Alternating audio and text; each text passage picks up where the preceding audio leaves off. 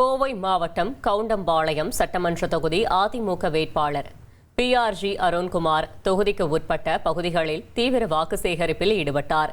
நடிகையும் அதிமுக மாநில மகளிர் அணி இணைச் செயலாளருமான காயத்ரி ரகுராமுடன் இணைந்து துடியலூர் பகுதியில் தீவிர பிரச்சாரம் மேற்கொண்டார்.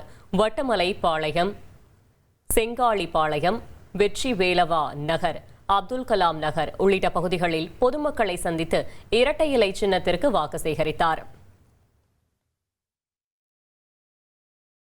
அண்ணன் எடப்பாடியாருடைய ஆதரவோடும் வாக்களித்து வெற்றி செய்யுமாறு அன்போடு கேட்டுக்கொள்கின்றேன். 2021 பொய் சொல்லி ஆட்சிக்கு வந்தாங்க.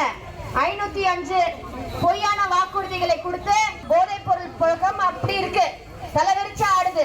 பெண்களுக்கு பாதுகாப்பு இல்லை. அதனால அதே மாதிரி டாஸ்மாக் 24 மணி நேரம் டாஸ்மாக் திறந்து இருக்கு, பிளாக்ல வைக்கிறாங்க.